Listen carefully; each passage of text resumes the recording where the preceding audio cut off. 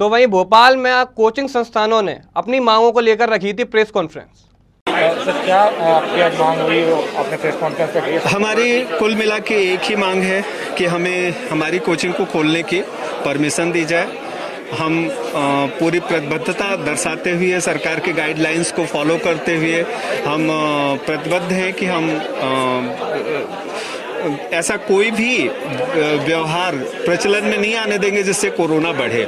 जहां पूरा मार्केट को ओपन किया जा चुका है वहां मुझे समझ में नहीं आता कि सरकार शिक्षा के प्रति इतनी जो निष्क्रिय कैसे हो सकती है। आने की आशंका है और इसके चलते सरकार मेरा ऐसा यहाँ पर मेरा ये सोचना है कि ये अतार्किक बात है कि तीसरी लहर से सिर्फ शिक्षा जगत ही प्रभावित होगा। मेरा बार बार वही कहना है कि अगर रेस्टोरेंट, अगर होटल्स, अगर मार्केट, यहाँ से तीसरी लहर को डर नहीं है तो फिर मुझे समझ में नहीं आता कि कोचिंग संस्थान या शिक्षण संस्थानों से ही तीसरी लहर को डर क्यों है। पिछले 2 साल की अगर बात करें तो लगभग कितना आप नुकसान मानते हैं बच्चों के एजुकेशन को? बहुत नुकसान हुआ है। मतलब लगभग ये समझ के चलिए कि नाम मात्र का शिक्षा दीक्षा रह गया है और मैं जैसा समझ पा रहा हूँ कि आने वाले भविष्य में हमें इसको पे करना पड़ेगा। मतलब बच्चों की पढ़ाई पूरी तरह से बंद है और ऑनलाइन का कोई हमारे मध्य प्रदेश जैसे राज्य में जहां ग्रामीण परिवेश है, जहां 24 घंटे बिजली की सुविधा उपलब्ध नहीं रहती है या जहां इंटरनेट कनेक्टिविटी इतनी प्रॉपर नहीं है, वहां ऑनलाइन इतना सक्सेस नहीं है। और ऑनलाइन से जो दूसरे नुकसान है कि हमारा विजन का भी प्रॉब्लम है, इरिटेशन का भी प्रॉब्लम है, तो ऑफलाइन का विकल्प नहीं हो सकता ऑनलाइन। साथ ही आपके द्वारा भी कुछ ना कुछ कोरोना की गाइडलाइन को लेकर जो भी कहा गया कि हम पालन करेंगे जी, उसके बाद भी सरकार अगर नहीं मान रही है तो आगे की आपकी क्या रेखा रहेगी? हमारी अगली रणनीति हमारे पूरे जो हमारे सदस्यगण हैं एसोसिएशन के, उनके साथ बैठ कर तय करेंगे। लेकिन इस बात पर आम सहमति है कि 15 तारीख को अगर 15 तारीख तक हमारी मांगों पर सरकार कोई उचित प्रतिक्रिया नहीं देती है तो हम इसके बाद सत्याग्रह करेंगे। फिर हम धरने पर बैठेंगे। जो भी शांतिपूर्ण प्रदर्शन के तरीके होते हैं हमें वो व्यवस्थापूर्ण करना पड़ेगा। अभी हमारे एसोसिएशन की तरफ से जो मेंबर्स हैं, पदाधिकारी हैं, वो लोग माननीय गृह मंत्री जी के पास जा चुके हैं। इसके अलावा विश्वास सारंग जी के यहाँ जा चुके हैं, कलेक्टर साहब के यहाँ जा चुके हैं। सभी ने आश्वासन दिया लेकिन उस पर प्रत्युत्तर कुछ भी नहीं हुआ। जी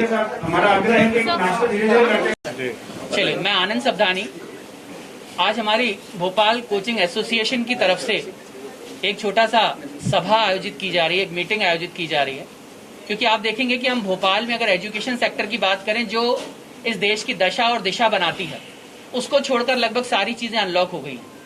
एक ऐसा सेगमेंट जिसको हम बात करें कि जिसको हम कोचिंग इंस्टीट्यूट बोलते हैं, भले वो 18+ हो, भले 18 से बिलो हो, वो लोग अभी एक तंग हालत से जी रहे हैं। अगर मैं केवल भोपाल की बात करूं तो भोपाल में 250 से ज्यादा कोचिंग इंस्टीट्यूट हैं, जिसमें लगभग 10,000 से ज्यादा एम्प्लॉय हैं, जिसमें लगभग 70 से 80 हजार बच्चे हैं जो कहीं ना कहीं इफेक्ट हो रहे हैं। अगर मैं फाइनेंशियली देखूं तो एक कोचिंग इंस्टीट्यूट वो है जो हर बार 18% रेवेन्यू गवर्नमेंट को दे रहा है और इस समय गवर्नमेंट को रेवेन्यू की जरूरत है। वो बच्चे इंतजार कर रहे हैं अपनी पढ़ाई का, लेकिन उनको समय नहीं दे पा रही है गवर्नमेंट, उनको पढ़ाई नहीं दे पा रही है। तो हमारा ये रिक्वेस्ट है गवर्नमेंट से कि जब गुजरात जैसे शहर में, गुजरात जैसे राज्य में, हरियाणा जैसे राज्य में या फिर महाराष्ट्र जैसे राज्य में जब स्कूल तक खुल सकते हैं तो हमारी जो कोचिंग एसोसिएशन है वो खुलने की परमिशन हमें दी जाए, क्योंकि अनलॉक हो चुका है।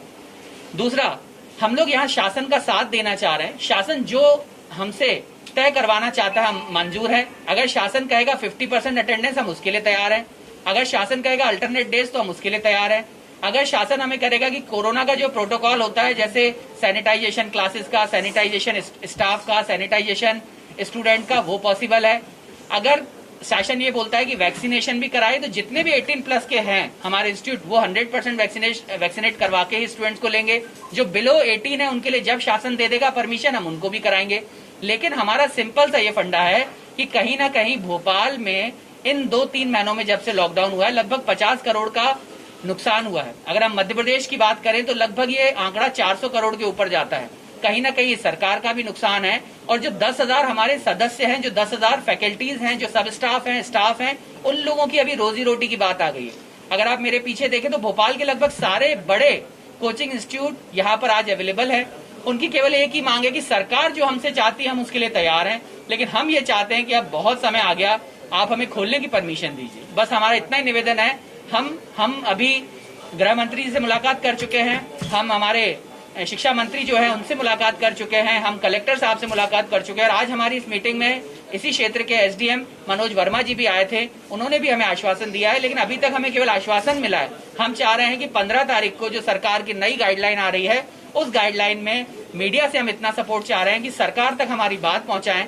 15 तारीख की जो गाइडलाइन है उसमें कोचिंग को ओपन करने की परमिशन मिले और हम सारे कोचिंग वाले ये वादा करते हैं 99% हम पूरी कोशिश करेंगे कि हम फीस भी नहीं बढ़ाएंगे, क्योंकि अभी एक लड़ाई चल रही है कि फीस बढ़ेगी कि नहीं। तो हम चाह रहे हैं कि हमें केवल कोचिंग खोलने की परमिशन मिल जाए। हम कमाने के मूड में नहीं है। हम उन बच्चों को जो बेचारे अशिक्षा की ओर जा रहे हैं, जो ऑनलाइन को अभी अडॉप्ट नहीं कर पा रहे हैं, क्योंकि ग्रामीण क्षेत्रों में 70% आबादी है, उन लोगों तक हम अगर पहुंचना चाह रहे हैं तो हमें कोचिंग खोलने की परमिशन दी जाए ताकि फिजिकल क्लासेस हम चालू कर सकें। बस इतना निवेदन है हमारा। आपकी